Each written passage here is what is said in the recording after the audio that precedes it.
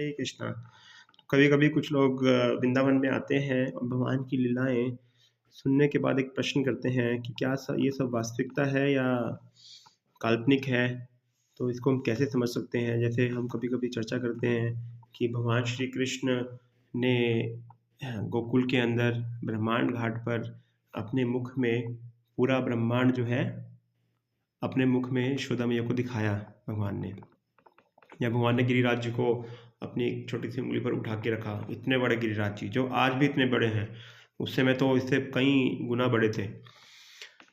और भी अन्य लीलाएं भगवान की, भगवान ने बंसी टच की तो कुआं बन गया। तो कई बार लोगों को लगता है कि ये सब काल्पनिक बातें हैं और इस पे हम कैसे बिलीव करें, वो प्रश्न पूछते हैं। तो इसको हम बहुत सिंपल तरीके से समझ सकते हैं।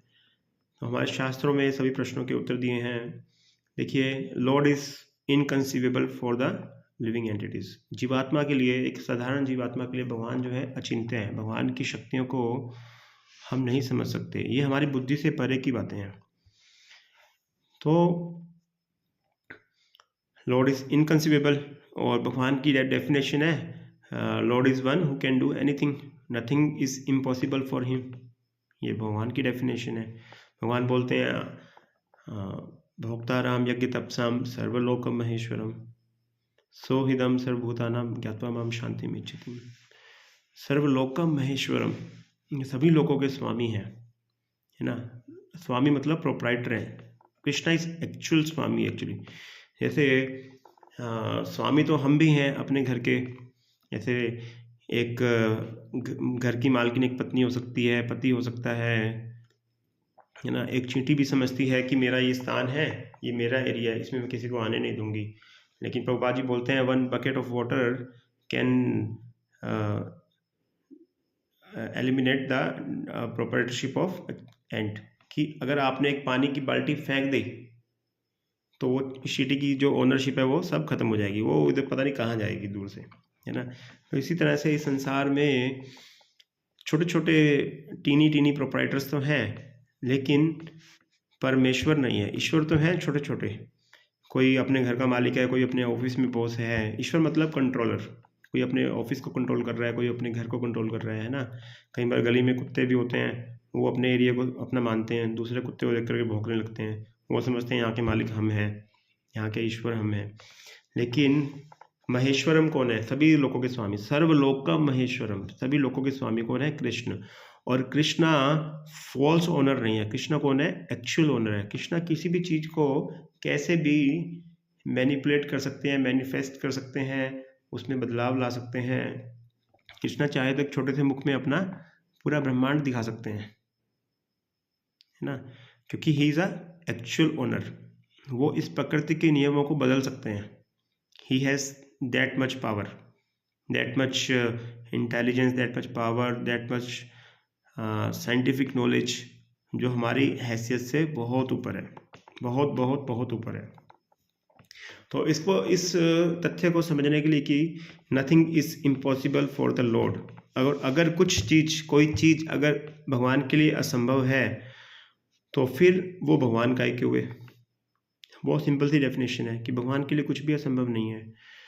तो इस डेफिनेशन को अब आप कहेंगे, अब कोई कह सकता है अगर के कि ये तो एक डेफिनेशन है, इसको आप प्रूफ कैसे करोगे? कोई आपके पास कोई तथ्य या कोई साइंटिफिक प्रूफ है इसको प्रूफ करने के लिए, इसको प्रूव करने के लिए? तो बहुत, इसके लिए एक छोटी सी स्टोरी हम डिस्कस करेंगे। बहुत ही सुंदर और बहुत ही लॉजिकल और हृदय को छूने वाली स्टोरी है ये। तो एक बार नारद मुनि आते हैं पृथ्वी पर और एक ब्राह्मण से मिलते हैं। और जो ब्राह्मण है वो नारद मुनि को देख करके बड़ा खुश हो जाता है। वो हर रोज शास्त्रों का अध्ययन करता है और नारद मुनि को देख करके बड़ा प्रसन्न, उनका बहुत आदर सम्मान करता है, अपने घर में बिठाता है उनको और उनसे पूछते हैं कि आप कहाँ से आ रहे हैं? तो नारद मुनि बोलते हैं कि मैं स्वयं भगवान से मिलकर के आ रहा हूँ, भगवान विष्णु से। और तो फिर वो जो है ब्राह्मण है वो पूछते हैं कि आप मेरा एक छोटा सा काम करेंगे? हाँ बोलो। तो ब्राह्मण बोलते हैं कि अगली बार जब भगवान से मिलेंगे तो मेरे बारे में पूछना कि मेरा उद्धार कब होगा। नारद मुनि बोलते हैं ठीक है। तो फिर नारद मुनि वहाँ से चले जाते हैं और वहाँ से जाने के बाद वो एक मोची से मिलते हैं। और जब मोची से मिलते हैं तो मोची भी सेम यही प्रश्न पूछता है उनसे। और मोची जो है भगवान का भक्त है, हमेशा अपने जूते रिपेयर करते हैं, लेकिन साथ साथ भगवान का नाम भी लेते हैं। अब नारद मुनि की बहुत इज्जत करते हैं। वो नारद मुनि से पूछते हैं कि मेरे बारे में पूछना भगवान से कि मेरा उद्धार कब होगा। तो नारद मुनि भगवान के पास पहुंचते हैं और भगवान से पूछते हैं कि आपके दो भक्त मुझे मिले थे और दोनों ने एक ही प्रश्न पूछा कि उनका उद्धार कब होगा, तो मुझे अब उनको क्या आंसर करना है, प्लीज़ मुझे बताइए। तो भगवान बोलते हैं कि जो ब्राह्मण है अभी उसको 8-10 जन्म और लगेंगे उसका उद्धार होने में, और जो ये मोची है इसका उद्धार इस जन्म में हो जाएगा। तो नारद मुनि बड़े सरप्राइज हो जाते हैं कि जो ब्राह्मण है वो तो सब सारा दिन आपकी पूजा पाठ करते हैं, सब शास्त्रों का अध्ययन करते हैं, सब कुछ, तो उसको इतने 10 जन्म क्यों लगेंगे, और मोची का जन्म उद्धार जो है इसी जन्म में हो जाएगा, जो केवल आपका नाम जप करता है, वो भी काम करते हुए नाम का उच्चारण करता है। तो भगवान बोलते हैं कि मेरी प्रेरणा से ये दोनों लोग आपसे एक प्रश्न पूछेंगे, दोनों पूछेंगे आपसे कि भगवान क्या कर रहे थे, और आप उनको उत्तर देना कि भगवान जो है सुई की नोक में से हाथियों को निकाल रहे थे। और फिर वो दोनों रिएक्ट करेंगे, उस रिएक्शन से आप समझ जाओगे कि मोची का जो है उद्धार इस जन्म में क्यों होगा और ब्राह्मण को कई जन्म क्यों लगेंगे। तो नारद मुनि आते हैं, सबसे पहले ब्राह्मण से मिलते हैं, और ब्राह्मण बड़े उतावले थे रिजल्ट को डिक्लेयर होने के लिए।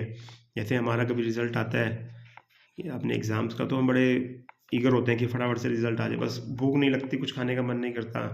तो नारद मुनि बड़े ईगर थे कि आज मेरा रिजल्ट आएगा, आज मुझे पता लग जाएगा कि मेरा उद्धार किस जन्म, इस जन्म में हो ही जाना चाहिए। मेरे को पूरी पूरी आशा है नारद मुनि उस ब्राह्मण को। तो नारद मुनि आते हैं तो सबसे पहले आते ही पूछते हैं कि मेरा आपने पता किया कि मेरा उद्धार कब होगा। तो नारद मुनि बोलते हैं कि अभी आपको भी 8-10 जन्म लगेंगे।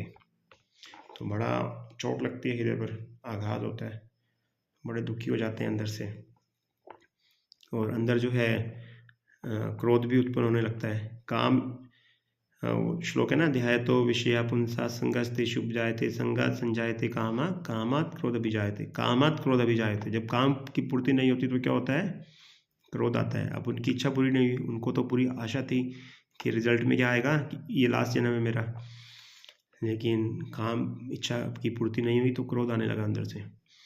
तो फिर वो पूछते हैं नारद मुनि, चलो मेरे को ये बताइए कि आप भगवान क्या कर रहे थे वैसे जब आप भगवान से मिले। मतलब कि भगवान जो है ना सुई की नोक में से हाथियों के झुंड को निकाल रहे थे। तो ये देख करके, ये सुन करके ब्राह्मण को बहुत गुस्सा आता है। कह रहे तुमको सुबह सुबह मैं ही मिला था बेवकूफ़ बनाने के लिए, मुझे पता है तुम छलिए हो, तुम भगवान की लीलाओं को संपन्न करने के लिए असुरों को छलते हो, तुम अब इतने गिर गए हो, तुम ब्राह्मणों को भी आकर के झूठ बोलने लगे हो, ब्राह्मणों को भी छलने लगे हो, भाग जाओ यहाँ से, नहीं तो तुम्हें शराप दे दूंगा, इस ब्राह्मण का शराप लगेगा तो तुम्हारी दुर्गति होगी। बहुत क्रोध से उनको शराप देते हैं नारद मुनि को। तो नारद मुनि वहाँ से चले जाते हैं और फिर नारद मुनि पहुँचते हैं मोची के पास। मोची को इतना टेंशन नहीं था कि मेरा उद्धार कब होगा, बस उन्होंने एक वैसे ही जनरल प्रश्न पूछा था। और मोची फर्स्ट प्रश्न उनसे पूछते हैं कि भगवान क्या कर रहे थे। तो नारद मुनि उनको बोलते हैं कि भगवान जो है सुई की नोक में से हाथियों को निकाल रहे थे। तो ये सुनकर के जो मोची भैया हैं वो नाचने लगते हैं, हरी बोल करके, है ना, खूब भाव में आकर के नाचने लगते हैं। तो नारद मुनि बोलते हैं अरे मोची तुम्हारे में कुछ बुद्धि है भी कि नहीं, ऐसा संभव है कि सुई की नोक में से हाथियों को निकाल सकता है कोई। अरे क्यों नहीं निकाल सकते, जिनके बारे में आप बता रहे हो वो स्वयं भगवान है, और भगवान तो कुछ भी कर सकते हैं। अगर कोई ऐसा कार्य है जो भगवान नहीं कर सकते तो फिर वो तो भगवान की डेफिनेशन से ही बाहर हो जाएंगे। तो बताते हैं कि देखो छोटे छोटे बीज हम लगाते हैं तो बड़े बड़े वृक्ष उसमें से निकल करके आते हैं। तो क्या ये इलॉजिकल पॉइंट है, क्या ये साइंटिफिकली प्रूव्ड नहीं है। छोटे छोटे बीजों में से क्या हम अपनी आंखों के सामने नहीं देखते कि छोटे छोटे बीज हम लगाते हैं उसमें से बड़े बड़े वृक्ष निकल करके आते हैं जो हम खाते हैं, जिससे हमारा भरण पोषण होता है।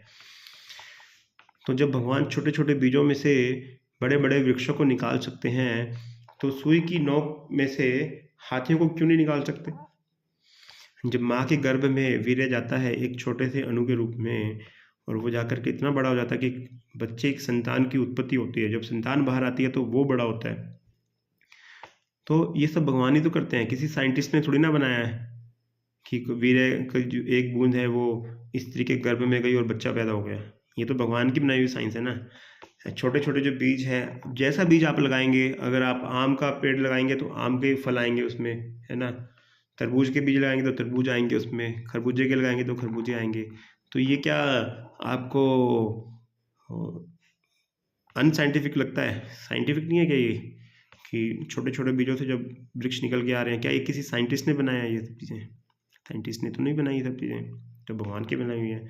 तो इससे ये बात कन्फर्म होती है कि भगवान कुछ भी कर सकते हैं। भगवान अचिंत्य है, अचिंत्या भेद अभेद, ये चैतन्य महाप्रभु ने हमारे को सिद्धांत दिया है कि भगवान की जो एक्टिविटीज़ हैं वो हमारी समझ से परे हैं। कुछ स्तर पे भगवान ने हमारे को बुद्धि दी है, वह हमें अपनी बुद्धि का यूज़ भी करना चाहिए और उस बुद्धि से हमें भगवान की सेवा करनी चाहिए। बट इसका ये अर्थ तो नहीं है कि हम पूरी तरह से बुद्धिमान हैं।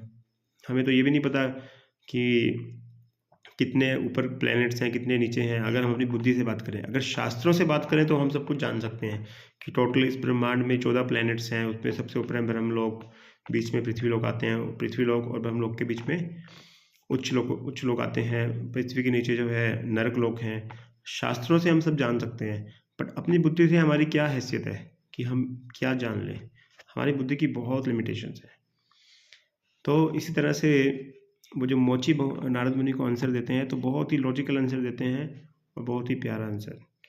और इस स्टोरी से हमें ये भी सीखने को मिलता है कि भगवान के प्रति जो हम एक्टिविटीज़ करते हैं, जो भगवान की पूजा करते हैं, पूजा अर्चना, भगवान का जप, साधना, शास्त्रों का अध्ययन, इनका लक्ष्य क्या है?